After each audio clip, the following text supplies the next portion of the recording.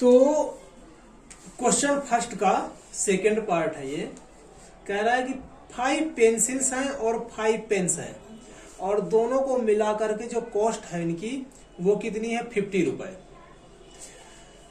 और एक दूसरी कंडीशन भी दी है जिसमें 7 पेंसिल है और 5 पेन्स हैं और दोनों को मिलाकर के कॉस्ट कितनी है 46 रुपए। हमें फाइंड करना है 1 पेंसिल और 1 पेन की कॉस्ट कितनी होगी। तो हम मान लेते हैं इसी को कि लेट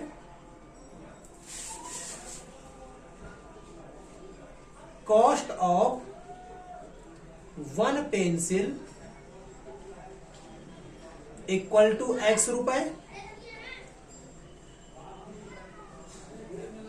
और इसी तरह से हमने मान लिया कि let cost of 1 pen y रुपए। एक पेंसिल की कॉस्ट x मान ली और एक पेन की कॉस्ट हमने y मान ली। अब जो केस है उनको देख लेते हैं हम। तो केस फर्स्ट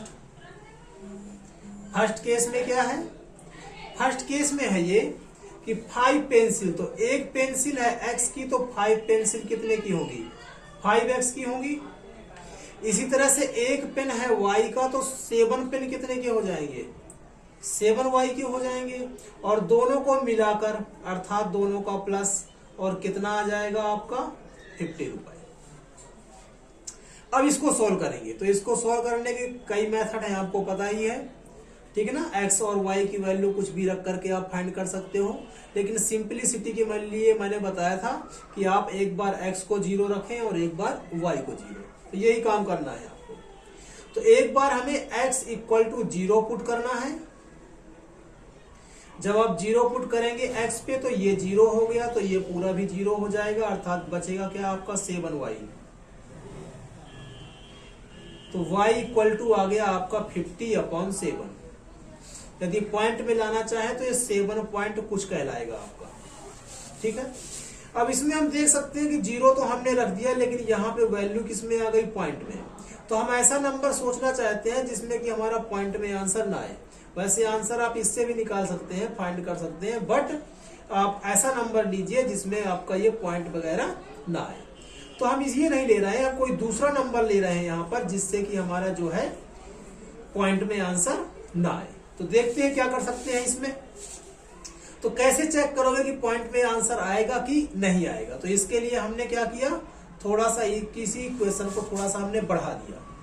हमने इसको लिखा 5x इक्वल टू 50 और ये 7y इधर आ जाएगा तो हो जाएगा 7y और ये x इक्वल टू बन जाएगा आपका 50 माइनस 7y और अपॉन में आ जाएगा आपका 5। अब हमें y का ऐसा नंबर लेना है जिसको 7 से मल्टीप्लाई करने के बाद और 50 से माइनस करने के बाद वो 5 से पूरी तरह से डिविजिबल हो जाए, 5 से पूरी तरह से कट जाए, ऐसा नंबर हमें लेना है। तो ले लेते हैं हम मान लेते हैं कि y की वैल्यू कितनी है तो 5 है। तो लेट या फिर पुट y इक्वल टू 5। जब हम इसमें 5 पुट करेंगे तो देख सकते हो आप ये कुछ ऐसे बनेगा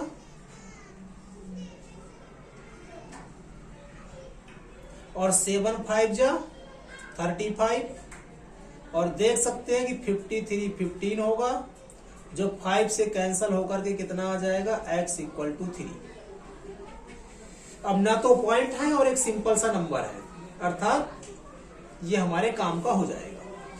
इसी तरह से एक y की वैल्यू हमें और इसमें लेनी है, एक y की वैल्यू हमें इसमें और लेनी है जिससे कि फिर से एक नंबर ही आए। तो आप अब 0 ले सकते हैं आप।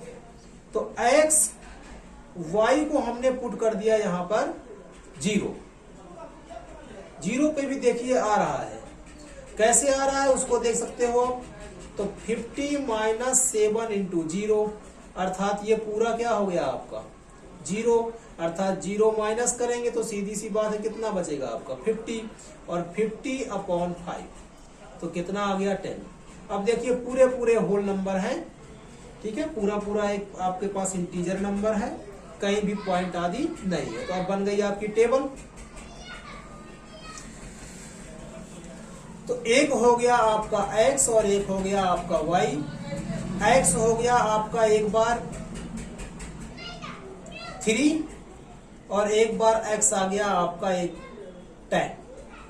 जब 3 लिए थे x तब y कितना पुट किए थे 5, और जब आप x को लिए थे x आया था आपका 10, तो y कितना पुट किए थे 0। ये नंबर आपको ढूंढने ही पड़ेंगे और ढूंढना कोई कठिन काम भी नहीं है। अगर आप नहीं कर पा रहे हैं तो आप एक बार y को 0 रखिए, फिर y को 1 रखिए, y को 2 रखिए और जल्दी जल्दी रफ कॉपी में इसके आंसर निकाल लीजिए, और बाद में जो आपका आंसर फाइनल आ रहा हो उनको आप मेन कॉपी में उनको नोट कर लीजिए। तो चेक करना भी इतना ज्यादा टाइम नहीं लगेगा, आपका फटाफट ही हो जाएगा। बाकी आपके प्रैक्टिस के ऊपर है कि आपकी प्रैक्टिस कैसी है। तो हमें पता है कि एक दूसरा केस भी है इसमें, तो हम ले लेते हैं यहाँ पर केस नंबर सेकेंड। आप सिचुएशन सेकेंड भी लिख सकते हो।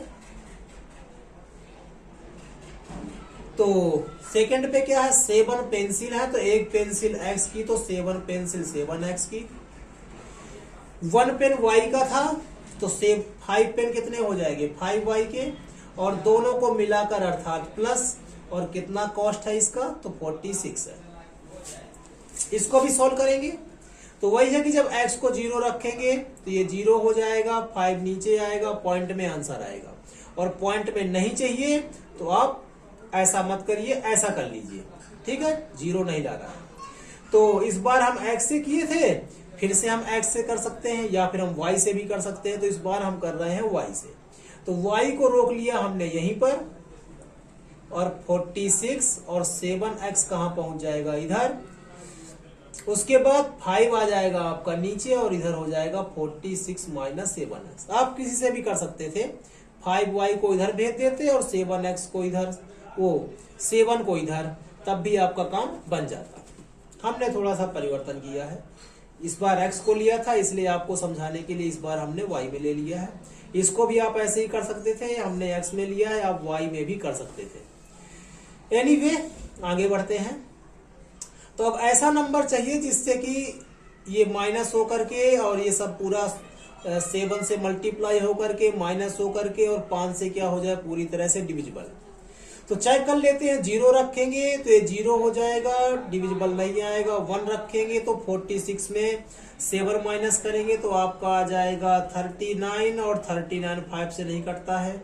2 बार में करेंगे तब भी नहीं आएगा, 3 बार में करेंगे तो आ सकता है 3 बार में। तो हम x को वैल्यू को ले लेते हैं यहाँ पर 3, तो put x equal to 3 put कर लेते हैं। तो 46 7 इंटू 3 हो जाएगा, ये अपॉन में 5 आ जाएगा। 7 3 या 21 होता है, तो यहाँ पर हम 21 लिख रहे हैं।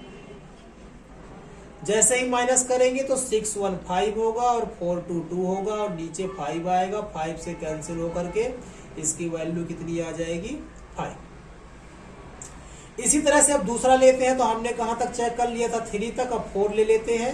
7 4 जा 28 नहीं आएगा, 7 5 जा 35, 7 6 जा 42, 7 7 जा 49, अभी भी नहीं आ रहा है। 7 8 जा 56, 660 8 पर आ जाएगा। तो x की वैल्यू को हमने यहां पर पुट कर दिया, x इक्वल टू 8। तो y की जो वैल्यू आएगी आपकी वो हो जाएगी 46 माइनस 7 इंटू 8 और अपॉन में 5। 7 8 को लिख सकते हैं, 7 8 जा 56, 46 में 56 माइनस करेंगे तो 10 आएगा। 5 से 10 को कैंसिल करेंगे तो आ जाएगा 2। इसकी भी टेबल बना लेंगे हम, x और ये y। एक बार x हमने 3 पुट किया है और एक बार x हमने 8 पुट किया है। जब 3 किया है तो आपका आंसर y में 5 आया है। जब 3 किया है तो y में आंसर 5 आया है, और जब 8 पुट किया है तो y आया है -2। अब हमारी दोनों टेबल क्या है कंप्लीट। अब हम इसका सिंपली ग्राफ बना सकते हैं। तो ग्राफ बना देते हैं। देख सकते हैं प्लस में माइनस में दोनों ही वैल्यू हैं, इसलिए ग्राफ में हर तरफ हमें स्पेस देना पड़ेगा। हर तरफ हमें स्पेस इसमें देना पड़ेगा। ये हो गया आपका 0 0। देख सकते हैं सारी वैल्यू छोटी छोटी ही है, इसलिए हमने इन पे कुछ नहीं किया, सीधे 1 2 3 ही लिख दिया है।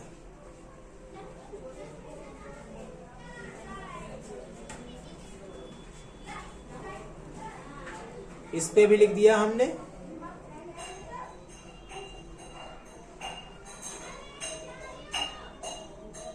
इधर भी लिख दिया,